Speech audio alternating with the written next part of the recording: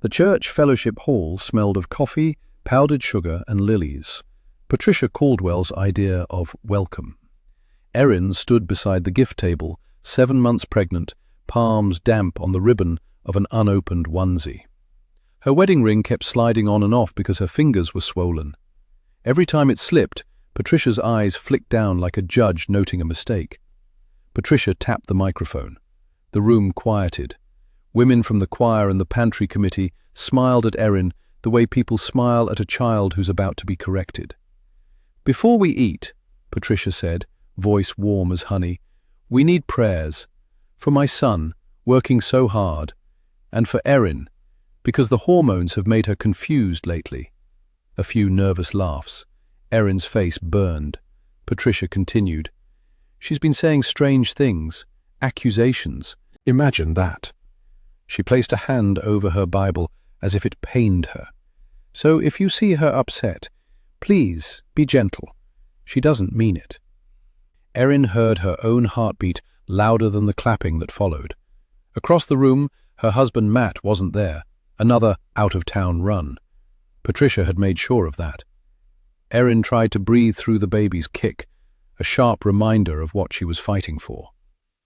An hour later, the same women who called Patricia a saint waved goodbye from the driveway. Erin carried a tray of leftovers into the spotless kitchen. Patricia shut the door behind them, and the house changed temperature, like the furnace had died. "Smile more," Patricia said softly. "You embarrassed me." "I didn't say anything," Erin whispered. Patricia lifted a porcelain mug and hurled it past Erin's head. It exploded against the backsplash, white shards raining onto the floor. Erin ducked, one hand shielding her belly. Patricia didn't raise her voice. That was the terrifying part. "You will tell Matt you tripped. You will clean every piece. And if you ever repeat what I said on that microphone..."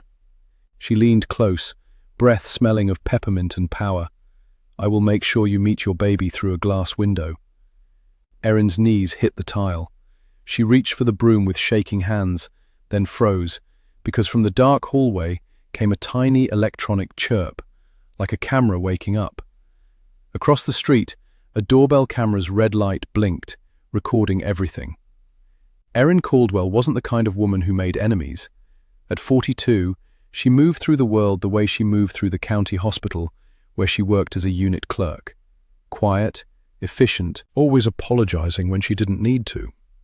She knew every nurse's coffee order, kept spare pens for the doctors, and slipped graham crackers to anxious patients who hadn't eaten since dawn.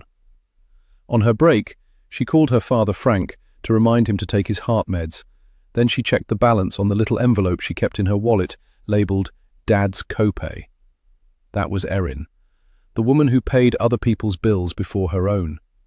When she married Matt, she thought stability had finally found her. He was steady, charming in a low-key way, and he promised they'd buy a small place with a porch before the baby arrived. Then Frank's insurance changed. Then Erin's prenatal labs came back, needs follow-up. Then Matt's company announced temporary travel that somehow became constant. By December they were drowning in numbers, deductibles, gas, groceries, the interest on a card Erin swore she'd pay off next month. So when Matt said, "Just for a little while, Mum's house," Erin swallowed her hesitation. Patricia Caldwell was a pillar at church, the woman who organized casseroles for funerals and quoted Proverbs like it was a love language. Moving in felt like a compromise, not a surrender. Last night proved Erin had been wrong. In the grey morning light, Erin crouched on Patricia's kitchen tiles, sweeping porcelain shards into a dustpan. Each time she bent, her belly pulled tight, and she paused to breathe through it the way the childbirth class video talked. She kept her movements careful because Patricia's accidents came faster when Erin looked afraid. Upstairs, a suitcase zipper rasped. Matt was leaving again. Erin washed her hands, hiding the tremor, and went to the hallway mirror. A thin red line marked where the mug had grazed her hairline. She dabbed concealer over it anyway, a habit she'd learned growing up with a mother who said, "Don't make trouble, make dinner."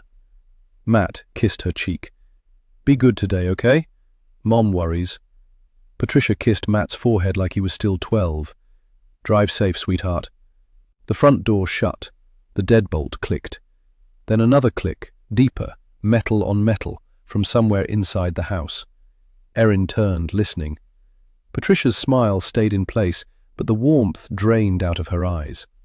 She set a neatly printed sheet beside the coffee maker and tapped it with one finger. New rules, Patricia said, and Erin saw her own phone, soaked and silent, sitting in the trash. By noon, Erin understood what new rules meant. Patricia kept the house phone in her apron pocket like a weapon. The car keys disappeared into a porcelain jar on the highest shelf. Erin's purse was emptied, then returned lighter. Debit card gone, hospital badge gone, even the spare key Matt had promised her. You don't need to run around, Patricia said. You need to rest and obey. Rest was a lie. Erin scrubbed baseboards until her back spasmed, washed sheets that didn't need washing, and polished silver she wasn't allowed to touch. When she asked for a snack, Patricia measured out a single yogurt and watched her eat it, eyes sharp as thumbtacks. Erin's mind kept running to Frank. Her dad's rehab center called every Tuesday about his co-pay, and Erin never missed. Frank's heart was weak, his hearing worse, and he hated asking strangers for help. Erin pictured him at the nurse's station, saying her name, waiting for a call that would never come. She tried the laptop Matt had left in their guest room. No internet. Patricia's router sat in a locked cabinet, blinking like a taunt. Erin checked her bank app anyway, hoping the saved password might work. It didn't. Credentials changed, the screen said. Her hands went numb. That money wasn't for shopping. It was for Frank's prescriptions, for the hospital's payment plan, for the crib they still hadn't bought. Erin had put every extra dollar into survival, and now she couldn't even see it. When Matt finally texted from the airport, "Safe flight, love you," Erin stared at the message on the cracked tablet, then at Patricia in the doorway. Patricia smiled as if she'd written it herself. "You will not burden my son," she said. "If you make him worry, he'll cut you off, and a woman without money doesn't get to make demands." Erin swallowed hard. She was 7 months along, her body slower, her balance unreliable. She had no nearby family, no working phone, and no access to their accounts. If she walked out, where would she go? Shelters were full, hotels wanted cards, and her employer would ask questions she couldn't answer without proof. Worst of all, Matt's insurance was the baby's lifeline. Lose Matt, lose coverage. At dusk, Erin went to the mailbox, hoping for anything with her name on it. Inside was a thick envelope from the bank, addressed to Patricia, confirming a new, authorized user and a change of mailing preferences. Erin's signature was printed at the bottom, perfect and completely fake. Westbrook Lane looked like a postcard, trimmed hedges, flagpoles, and porch lights that came on at the same minute every evening. The Caldwell's Colonial sat in the center like it owned the street, white clapboard, black shutters, a wreath that changed with the season. A stone path led to a doorbell camera tucked under a brass lantern. Across the road, neighbors walked dogs and waved, never noticing Erin's slow steps or the way she kept one hand over her belly like a shield. That afternoon, Patricia announced they were going to the church baby pantry brunch. "People worry when they don't see you," she said, pinning a pearl brooch to Erin's dress. "So we'll show them you're grateful." At St. Mark's, the fellowship hall glowed with twinkle lights and pastel tablecloths. A microphone sat on a stand beside a projector screen, looping photos of donated diapers. Near the ceiling, a small black dome camera watched the room. A sign on the bulletin board read, "Premises under video surveillance." Erin's throat tightened. If cameras were real here, then truth could be real too. Women crowded around her, touching her belly without asking, "Look at that bump. Patricia, you'll be the best grandma." Patricia laughed, stroking Erin's hair for the audience, and her fingers dug into Erin's scalp just enough to warn her. "Smile," she whispered through her teeth. "Remember the rules." Erin spotted the church secretary, Mrs. Alvarez, setting out name tags. Mrs. Alvarez glanced at Erin's face, then at the long sleeves on a warm day, and her expression flickered. Curiosity, concern, something close to recognition. Erin tried to hold her gaze, tried to say "help" with her eyes, but Patricia stepped between them with a tray of cupcakes like a curtain. When it was time for announcements, Patricia guided Erin to the front row. She took the microphone, voice sweet, and told the room how blessed they were, how Erin had been tired and emotional, how the church's prayers were helping so much. The crowd murmured, "Amen." Erin's cheeks burned, but she kept still, because she could feel Patricia's hand on her wrist, squeezing in rhythm with every lie. From the corner, the dome camera's tiny red dot blinked once, steady and awake. And Mrs. Alvarez walked toward it, holding a keyring and staring straight at Erin. Patricia Caldwell knew exactly how to look harmless. She wore cream cardigans and cross earrings, baked pound cake for funerals, and posted sunrise Bible verses before most people finished brushing their teeth. On Westbrook Lane, her name worked like a password. If Patricia said you were struggling, neighbors nodded. If Patricia said she was helping, nobody asked what help cost. Inside the car after the brunch, Erin sat rigid in the passenger seat, watching Patricia's knuckles on the steering wheel, white, steady, furious in silence. The moment they pulled into the driveway, Patricia's public smile vanished like a light switched off. "You made eye contact with Mrs. Alvarez," Patricia said, not yelling, just stating it like a crime. "I didn't," Erin started. Patricia slammed the brakes so hard, Erin's seatbelt cut into her collarbone. "Don't lie to me in my car." Back in the kitchen, Patricia opened a binder on the table. Not recipes, not church notes. Neatly labeled tabs. Medical, finances, legal. Erin's stomach tightened as Patricia flipped pages with the calm precision of someone balancing a checkbook.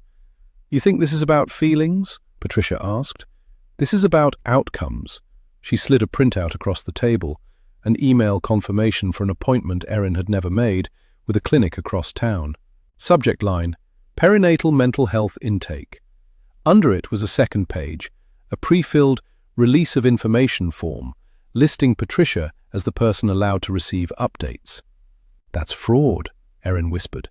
Patricia leaned in close enough that Erin could smell her hand lotion, lavender, expensive, familiar from every fake hug. "No, it's protection. For the baby." Erin tried to stand. Patricia's hand shot out and pressed her back down with surprising strength. "Sit." Erin's throat burned. "Why are you doing this?" Patricia's eyes flicked to Erin's belly. "Because my son is soft. He thinks love is enough. Love doesn't keep a family name clean. Love doesn't keep a child safe." Her mouth tightened. "And love doesn't guarantee that the right person raises my grandchild." There it was, clear, cold, and selfish. Not concern, ownership. Patricia snapped the binder shut and placed a pen on top. "Tomorrow, after church, you're going to sign these forms in front of witnesses. You will smile, you will thank me. And if you don't..." She nodded toward the trash can, where Erin's phone still lay drowned. "I can make the next story they hear about you very convincing."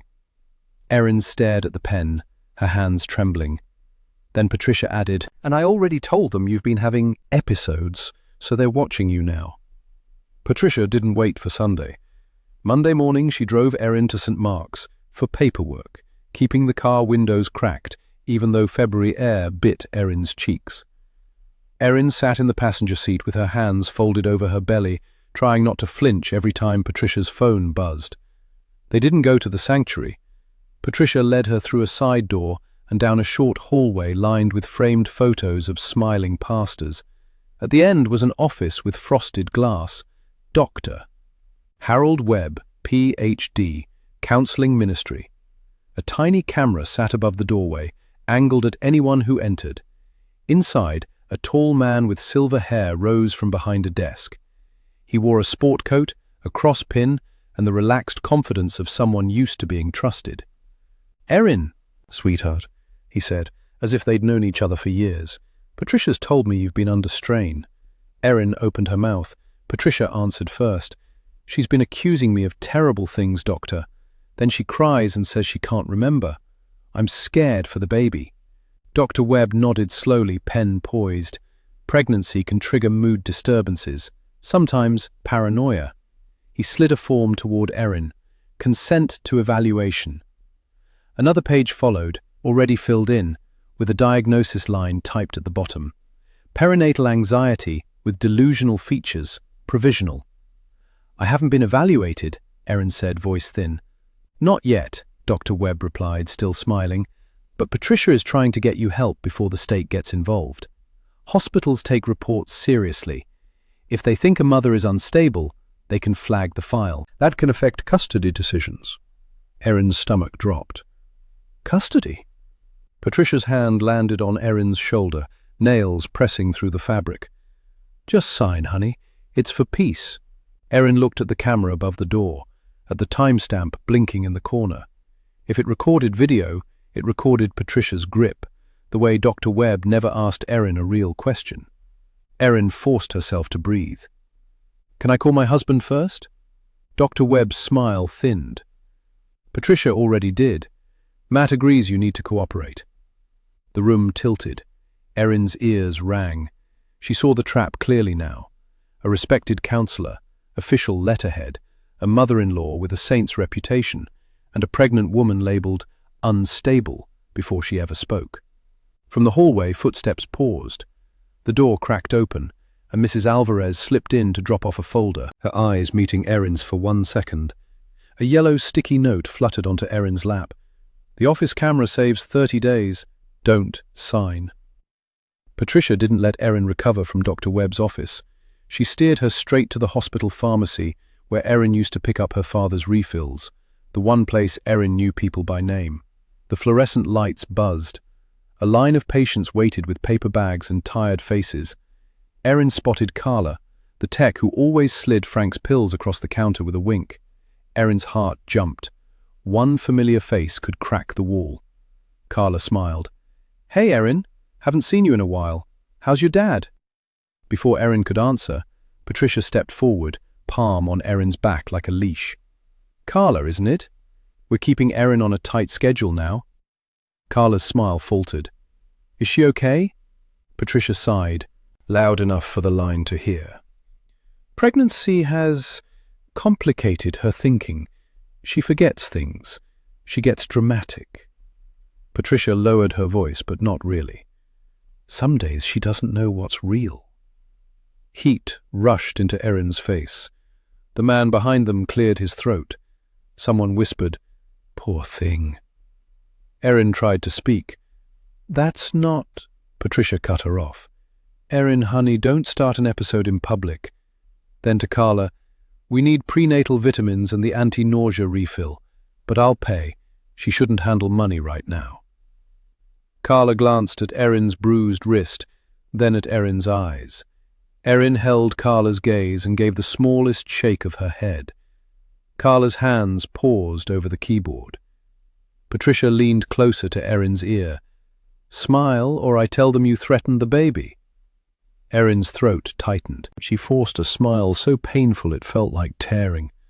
Carla slid the bag across the counter, slower than usual, and tucked a receipt under the stapled top. Outside, Erin's fingers found the receipt. On the back, in Carla's hurried block letters, "I saw your wrist. If you need help, nod." Erin swallowed a sob and nodded once. Back at the house, Patricia marched to the den and made a call on speaker. "Matt, sweetheart, she's calm now," Patricia said. Erin stood beside the desk, hands clenched, while Patricia's eyes warned her not to breathe too loud. Matt's voice crackled through. "Erin, you okay?" Erin opened her mouth. Patricia smiled. "Tell him you're sorry." Erin whispered, "I'm sorry." Then from the hallway, Erin heard Patricia murmur to someone else, just before she hung up, "Tomorrow we file the guardianship forms. After that, the baby's mine." Erin froze, realizing this wasn't about her episodes at all. It was a theft. That night, Erin waited until Patricia's bedroom door clicked shut and the hallway went dark. She slipped the pharmacy receipt from her bra and smoothed it on the guest room desk. Carla's message, "If you need help, nod," was already sweating through the paper. Erin grabbed a pen and wrote beneath it, TUE 10:15 a.m. Dr. Webb office. Camera saves 30 days. Then she tore the bottom inch off the receipt and hid it inside the lining of her prenatal folder, the one Patricia never opened because it looked medical. In the kitchen, Patricia's binder sat on the counter. Erin's hands shook as she flipped to the Finances tab. She didn't read long, just enough to catch the names: Westbrook Lane Trust, authorized user, and an email address she recognized. It was Matt's work email, Printed in bold at the top of a bank alert. Patricia had been forwarding notices to herself. A soft ping sounded from the living room. Erin froze. Another ping, like an email arriving. Patricia had left her laptop open on the sofa, screen dimmed. Erin moved like she was walking on ice. One tap woke it. A notification banner slid down. New message. Guardian petition draft. Please review before filing. Sender, H. Webb. Erin's stomach turned. She didn't have time to open it, but she could see the timestamp and the subject line. Evidence. Real. Dated. Traceable. Erin pulled the dish towel from the oven handle and wiped her fingerprints off the trackpad the way she'd seen nurses do on medication carts. Then she snapped a photo of the screen with the old tablet's camera. No service, but the picture would save locally. The shutter sound was loud in the silence. Erin's breath stopped. From upstairs, a floorboard creaked. Erin killed the screen, slid the laptop back exactly where it had been, and returned the binder to the same crooked angle on the counter. She forced herself to pick up the mop and swish it once, twice, like she'd been cleaning the whole time. Patricia appeared at the top of the stairs in her robe, hair wrapped, eyes narrowed. She sniffed the air as if she could smell a lie. "What are you doing up?" Patricia asked. Erin kept her gaze low. "The baby kicked. I couldn't sleep." Patricia stared a beat too long, then smiled. "Good. Tomorrow, we go back to Dr. Webb, and this time, you'll sign." Patricia's eyes dropped to Erin's chest, and Erin realized the torn receipt was missing. Patricia woke Erin before sunrise and dressed her like a mannequin. Soft cardigan, pale lipstick, hair pinned back so no one would notice the faint bruise near her temple. "We're going to clear this up," she said, cheerful as a talk show host. "No more misunderstandings." Erin kept her face blank while her mind screamed. The torn receipt was gone. The tablet was missing from the nightstand. Patricia had searched her room while she slept. Erin's only lifeline, evidence, was now a question mark. In the car, Patricia drove past the hospital exit on purpose, then took the long route to St. Mark's. Erin watched storefronts blur and measured distance like a runner without shoes. If she jumped out, she'd fall. If she ran, she'd be caught. And if she got caught, Patricia would call it an episode. They parked behind the church offices where nobody lingered. Patricia's hand closed around Erin's elbow, guiding her through the side door. Inside, Dr. Webb's office door stood open like a mouth, waiting to swallow her. Two women Erin recognized from the brunch sat in the waiting area, Mrs. Larkin and Deacon's wife June, both holding clipboards, both smiling too hard. "Witnesses," Patricia whispered, "so you can't lie later." Erin's pulse hammered. She turned toward the hallway, toward the faint sound of the secretary's printer, hoping Mrs. Alvarez might appear. Patricia anticipated it. She stepped slightly in front of Erin, blocking the view, her voice low and sweet. "If you make a scene, I call the hospital and report you're a danger to yourself. They flag your chart. They don't let you leave with that baby." Inside the office, Dr. Webb didn't ask Erin how she slept. He didn't ask about the bruise. He slid papers across the desk like a dealer sliding cards, consent forms, a voluntary monitoring agreement, an authorization naming Patricia as medical decision-maker in emergencies, and a typed statement that Erin had confused memories and unreliable perceptions. Erin's mouth went dry. "This isn't true." Dr. Webb folded his hands. "Refusing to sign can be interpreted as non-compliance. Non-compliance can lead to an involuntary evaluation. That's not what we want, is it?" Patricia placed a pen in Erin's fingers. "Sign, and this can all be peaceful." Erin stared at the signature line until the ink on the page seemed to ripple. She thought of Frank alone in rehab. She thought of Matt's insurance card, her baby's safety net, locked somewhere she couldn't reach. She thought of a judge seeing only a concerned grandmother and a confused, pregnant woman. Then Patricia leaned close and spoke the consequence like a prayer. "If you don't sign, I'll tell them you tried to hurt the baby last night." Patricia slid one final document forward. Emergency guardianship petition, already dated for tomorrow. Patricia marched Erin into St. Mark's Fellowship Hall as if it were a courtroom. The tables were set for a mother's wellness meeting, but the chairs had been arranged in a tight half-circle facing the small stage. A microphone waited beside the projector screen.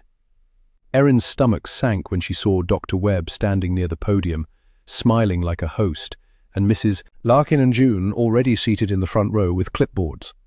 "Everyone," Patricia announced, voice bright, "thank you for coming on short notice. We're doing an intervention out of love." Eyes turned. Whispered sympathy floated through the room like smoke.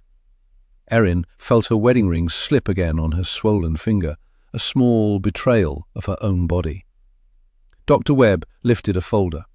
"Erin has been experiencing confusion, paranoia, and emotional outbursts," he said.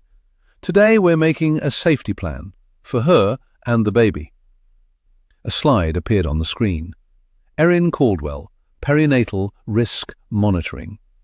Under it, bullet points. Restricted finances, limited phone use, supervised appointments. Erin stared, stunned, because it wasn't just a lie, it was a blueprint for erasing her.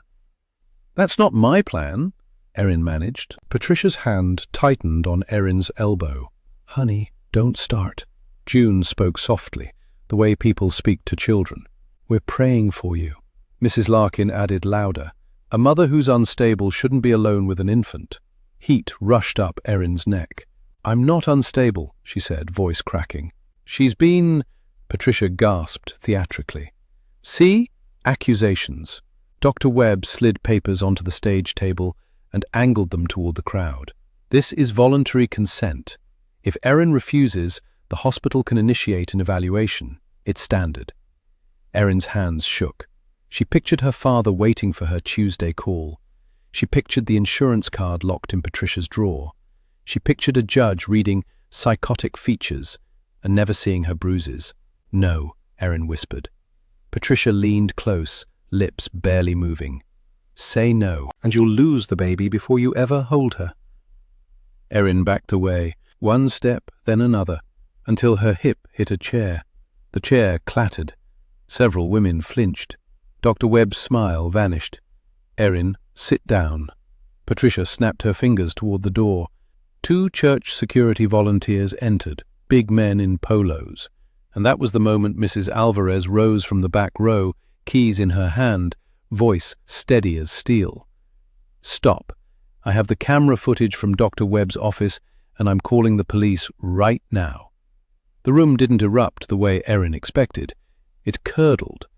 For a heartbeat, everyone stared at Mrs. Alvarez, then at Erin, then back at Patricia, like the crowd was deciding which story to buy. Patricia recovered first. She pressed a hand to her chest, eyes wide with wounded innocence. "Maria, you can't be serious," Patricia said. "This poor girl is spiraling. She's been making up fantasies. Harold, tell them." Dr. Webb lifted his palms. "Let's all stay calm." "Calm?" Mrs. Alvarez cut in, voice shaking but loud. "I saw the forms. I pulled the video. She was cornered and threatened. You two coached her like a script." A ripple ran through the chairs. Some women leaned forward, hungry for drama. Others pulled back, as if truth might stain them. June whispered, "I knew something was off," but she didn't stand. Mrs. Larkin tightened her grip on her clipboard and said, "This is church. We don't accuse people without proof." "I do have proof," Mrs. Alvarez said, holding up her phone. "Time-stamped, stored, and I already sent a copy." Patricia's smile snapped. "You stole confidential counseling footage." "I accessed church security footage in my role," Mrs. Alvarez answered, "and you know it." The two security volunteers hovered near Erin, unsure who they were supposed to protect. Erin felt every eye on her belly. A woman in the second row crossed herself, another looked away, cheeks pink with embarrassment, like Erin had brought filth into a clean room. Erin tried to speak, but her throat locked. The old shame rose fast. "Don't make trouble, don't cry, don't beg." Patricia turned to the crowd. "Please," she pleaded, voice trembling on command. "She needs help. She's not safe." That word, safe, made several heads nod. Erin watched faces she'd served casseroles beside just yesterday now tighten into doubt. Someone muttered, "Maybe she is unstable." Another voice answered, "Or maybe that grandmother is." Sirens wailed faintly in the distance. Erin couldn't tell if they were coming here or passing by. Her knees shook. Then Erin's hand brushed the pocket of her cardigan, searching for the prenatal folder she always kept close. Empty. Her breath caught. The folder wasn't in her bag either. Neither was Matt's insurance card. If Patricia had her documents, she had her baby's future in her hands. Erin escaped the fellowship hall the second the security volunteers shifted their attention to Mrs. Alvarez. She slipped through the side door and into the women's restroom, the kind with floral wallpaper and a bowl of mints on the counter. She locked herself into the last stall, pressed her forehead to the metal divider, and finally let the tears fall. Silent, hot, humiliating tears she'd been swallowing for months. Her hands searched her pockets again and again. No prenatal folder, no insurance card, no copy of Frank's rehab paperwork. Patricia hadn't just embarrassed her, she'd stripped her of proof, money, and medical safety in one clean motion. Erin pictured a delivery nurse asking for insurance, pictured Patricia stepping forward with the only card in the room, smiling like a savior while Erin stood there labeled unstable. A cramp rolled low across her belly. Erin breathed through it, one palm over the curve that kept moving, steady and stubborn. "I'm here," she whispered to the baby. "Don't be scared. I won't let them take you." Footsteps stopped outside the stall. A soft knock. "Erin?" Mrs. Alvarez's voice. "It's me. I blocked Patricia in the hall. You have 2 minutes." Erin opened the stall door. Her face was blotched, eyes swollen. Mrs. Alvarez looked her over like a nurse. Quick, precise, and her jaw tightened. "She's been saying you're having episodes," she murmured. "But I saw how she grabbed you, and Dr. Webb never even asked you a question." From her cardigan pocket, Mrs. Alvarez produced a small, prepaid phone and pushed it into Erin's hand. "No internet, but it calls out. I bought it for the youth trip. Use it now before she notices." Erin's fingers trembled around the plastic. She wanted to call Matt, to scream the truth, to demand he come home. But she could already hear Patricia's rehearsed voice. Hormones, paranoia, confusion. Erin wiped her cheeks, inhaled, and felt something harden behind the fear. "I'm done begging," she said, surprising herself with the steadiness of it. "I need proof and a witness, not apologies." Mrs. Alvarez nodded once. "Then call someone who believes evidence." The phone vibrated in Erin's palm, an incoming call, the screen flashing a name she hadn't seen in weeks. Carla, pharmacy. Carla's voice came through the prepaid phone in a whisper. "Erin, don't hang up. I saw your mother-in-law at my counter. I saw the way she talked over you." Erin's throat tightened. "I can't talk long. She's right outside." "I know," Carla said. "Listen, our pharmacy cameras record audio at the register. I pulled the clip from yesterday. It's not just concern, it's control. And I kept the receipt you wrote on. I'm not letting this go." Hope flared, sharp and dangerous. "What do I do?" "Leave," Carla said. "Right now. There's an employee exit behind the loading bay. I can meet you in 10 minutes with my car. I'll take you to labor and delivery. Nurses there don't play." Erin looked at Mrs. Alvarez, who nodded urgently.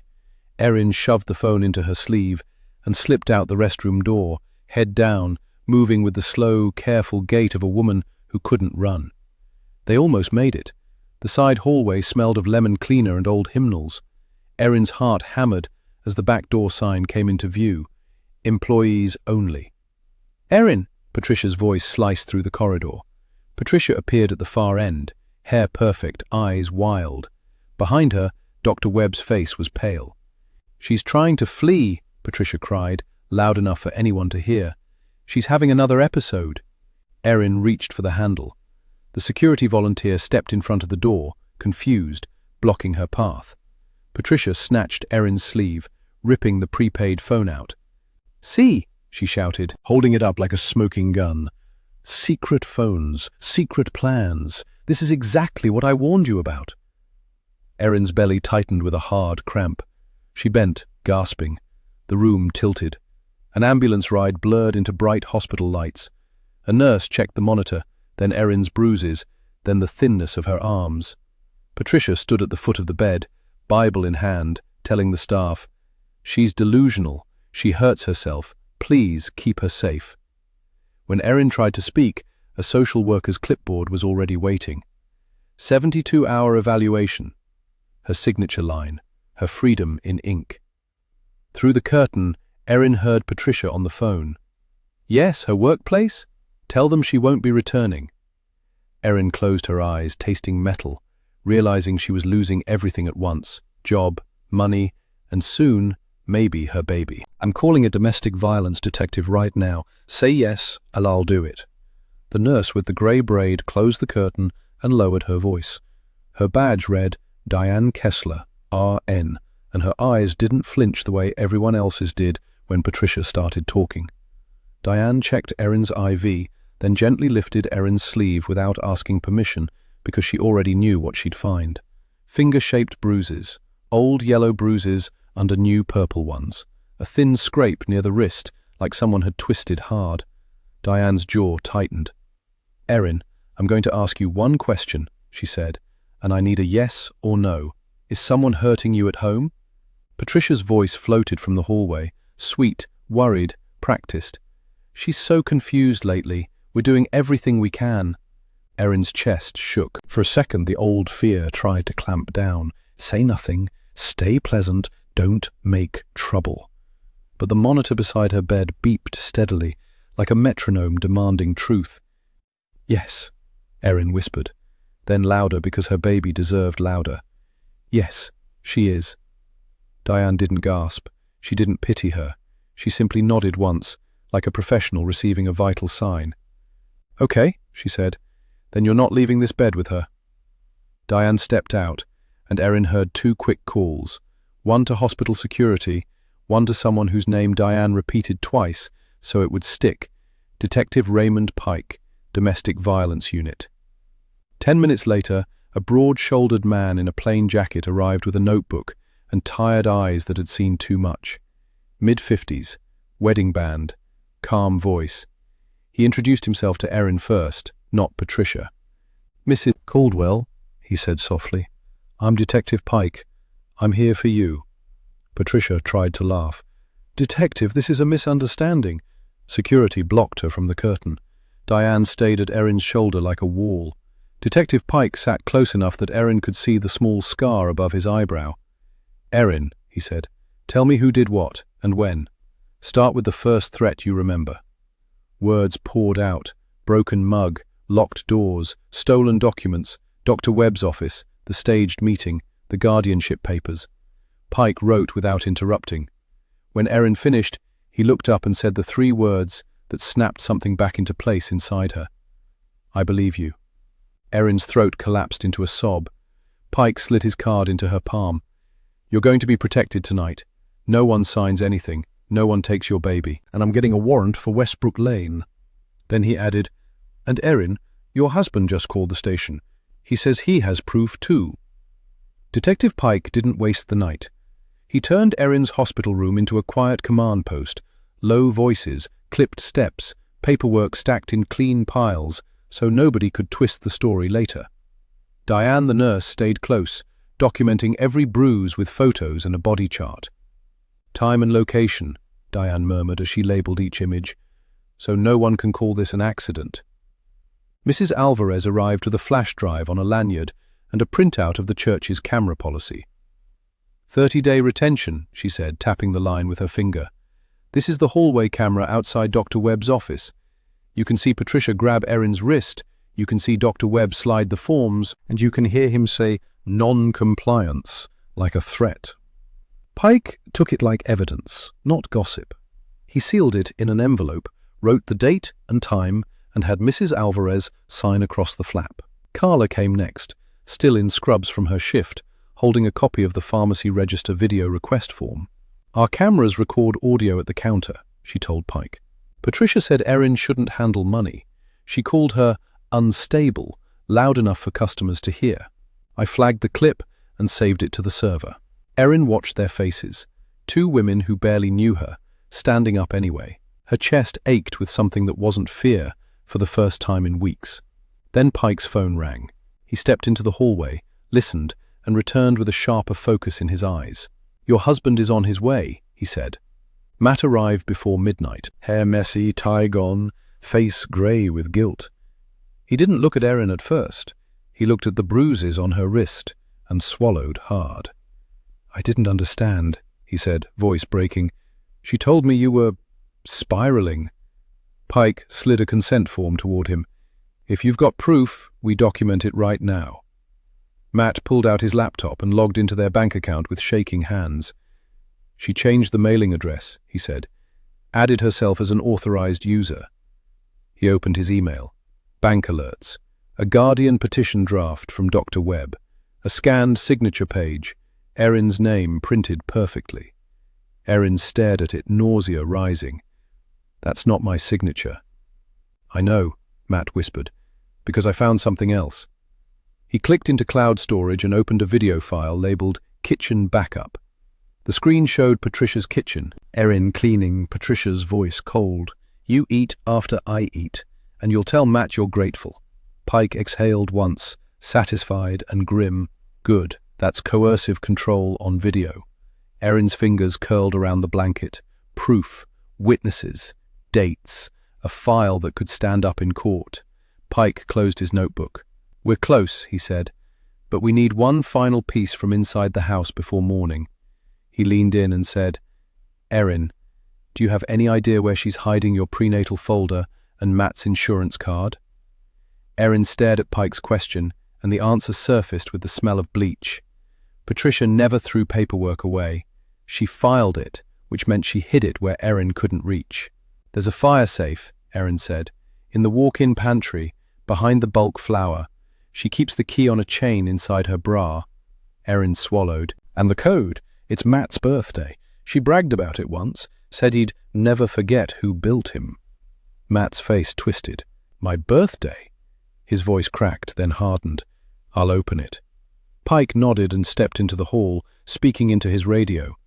"Execute the warrant. Priority medical documents, insurance, bank mail, and any confinement hardware." Diane squeezed Erin's hand. "You did the right thing," she whispered. "You're not powerless." An hour later, Pike returned with a sealed evidence bag and a look Erin had never seen on a cop, quiet satisfaction. "We found it," he said. Inside the bag sat Erin's prenatal folder, the missing insurance card, and a stack of mail addressed to Patricia, bank alerts, a notary receipt, and a policy packet stamped "Final." Pike slid one page forward. It was a life insurance policy on Erin, $500,000, filed 3 months ago. Beneficiary, Patricia Caldwell. Erin's signature was printed beneath a forged witness line. Matt went pale. "She insured my wife?" Pike flipped to the next document, an emergency temporary guardianship petition prepared by Dr. Webb, already listing Patricia's home as the baby's residence. Attached was a letter on church letterhead describing Erin as a risk to her unborn child, with a checklist of episodes dated on days Matt was out of town. "This is the twist," Pike said, voice flat. "They weren't trying to help you. They were building a legal ramp to take your baby and a financial motive if anything happened to you." He tapped the notary receipt. "And someone notarized it." Mrs. Alvarez stepped in, breathless. "The notary is a church volunteer. She'll testify." She remembers Patricia insisting Erin was too emotional to sign, so Patricia guided her hand. Erin's lungs finally filled. For the first time, the story had edges and facts, not just fear. Pike closed the folder. In the morning, we file a protective order, notify the hospital, and bring Dr. Webb in for a recorded interview. Then, he looked at Matt, we go to Westbrook Lane and let Patricia talk. Matt reached for the wire Pike set on the table and said, "Tell me how to end her lie in one night." Erin didn't sleep. The hospital room stayed dim, but her mind ran bright with every detail Detective Pike had written down. Dates, threats, forged signatures, the life policy, the wire. For weeks she had lived like a guest in her own life, asking permission to eat, to call, to breathe. Tonight she stopped asking. Diane brought her a clean set of scrubs and a robe. "You're not going back to that house," she said. "Not for a toothbrush." "I'm not," Erin agreed. Her voice surprised her, steady, clear. She turned to Matt. "And you're not checking with Mom anymore. If you want to be my husband, you choose me, out loud." Matt's eyes filled, but he nodded. "I choose you," he said. "I choose our baby." He glanced at Pike like a student waiting for instructions. "Tell me what to do." Pike laid out the steps like a map: emergency protective order, separate accounts, a new mailing address, a restraining order that included the hospital as a protected location. "And Erin," he added, "you don't speak to Patricia alone. Not once. Every interaction is recorded, witnessed, or through counsel." Erin exhaled, feeling the shape of safety form around her. "No more private rooms," she said. "No more soft voices. No more peace." Mrs. Alvarez returned with another flash drive. "The church board meets tomorrow afternoon," she said quietly. "Patricia sits on it. Dr. Webb used church resources for those counseling files. They'll try to bury it." Erin looked at the monitor beside her bed, listened to the steady rhythm. She thought of the women in the fellowship hall who had stared and turned away. She thought of how easily a calm smile had almost stolen her child. Then she imagined a different scene, the same people, the same room, but the truth on a screen with time codes and sound. "I'm done hiding," Erin said. Pike studied her. "You're pregnant. You don't have to be the hero." "I don't," Erin answered. "I just have to be present." She reached for the folder of evidence, the bagged insurance card, the photos of bruises. "I'm not begging anymore. I'm reporting. I'm testifying." Matt took her hand. "We'll do it together." Erin nodded once, and in that nod was a line drawn in permanent ink. By tomorrow, Erin would walk back into St. Mark's, file in hand, where Patricia was most powerful. By late morning, the evaluation paperwork had been pulled, replaced by a protective order packet with Erin's name typed in black ink. Detective Pike laid it on the tray table beside her bed. "This keeps Patricia away from you, the hospital, and the baby," he said. "Security has copies." Diane helped Erin wash up in the tiny bathroom, then handed her a plain navy blazer she kept for court appearances. It fit a little loose, but it made Erin's shoulders look straighter. Erin brushed her hair into a low bun and slid her wedding ring onto a chain under her collar. "I'm not hiding it," she told herself. "I'm safeguarding it." Mrs. Alvarez arrived with a binder the thickness of a hymnal. Tab A, church hallway footage. Tab B, Dr. Webb's emails. Tab C, the notary receipt and the forged signature page. Carla texted that the pharmacy clip had been exported and time-stamped. Pike printed the transcript on hospital letterhead. Matt sat at the foot of the bed, pale and quiet, signing affidavits and changing every password with Pike watching. New bank accounts, new mailing address, a freeze on Erin's credit. One by one, the chains Patricia used were cut. Pike drew a simple timeline on a legal pad. When she took your phone, when she restricted food, when she threatened custody, when she filed the life policy. Erin watched the dates line up like footprints to a trap. "All we do today," Pike said, "is show the truth where she can't edit it." At 2:40 p.m., Diane rolled Erin downstairs in a wheelchair to avoid any "she ran" accusations. In the lobby, a uniformed officer waited with an evidence box sealed in red tape. Erin's hands rested on her belly, feeling steady kicks like a tiny drumline. Outside, the sky was bright and cold. They drove to St. Mark's and entered through the side door. Erin heard muffled voices in the boardroom, Patricia's voice among them, confident, familiar, poisonous. Pike nodded to Erin. "Ready?" Erin stood, legs trembling but locked. She held the binder against her chest like a shield and a sword. The boardroom door swung open, and Patricia turned to the crowd with a saint's smile, just as Pike raised the flash drive and said, "Let's watch the footage." The boardroom fell quiet as the first clip filled the screen. A timestamp blinked in the corner. Monday, 10:17 a.m. Dr. Webb's hallway camera showed Erin seated, shoulders rounded, while Patricia's hand clamped her wrist. Dr. Webb's voice came through the tinny speaker. "Refusing to sign can be interpreted as non-compliance." Patricia leaned close, lips barely moving, and the audio caught it anyway. "If you make a scene, you lose the baby." A murmur rippled around the table. People who had praised Patricia for years suddenly looked at their hands.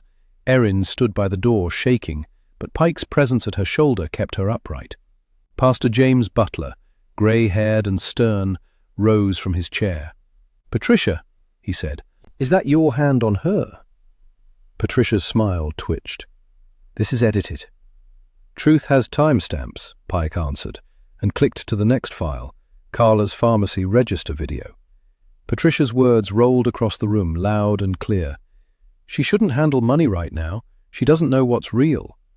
The camera angle caught Erin's bruised wrist as she flinched, and Diane's hospital photos, printed and labeled, were passed down the table like a chain of custody.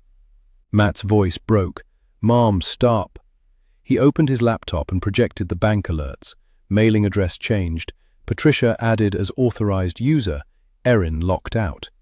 Then Pike lifted a plastic evidence bag and held it up like a judge's exhibit. The life insurance policy on Erin, beneficiary Patricia Caldwell, signed and notarized 3 months earlier. "That's impossible," Patricia snapped. "She signed it." The door opened, and a short woman in a knit coat stepped in, trembling. "I'm the notary," she said. "Patricia told me Erin was too emotional," and guided her hand. "I knew it was wrong. I'm sorry." Mrs. Alvarez nodded beside her, steady as a witness stand. Dr. Webb finally spoke, voice thin.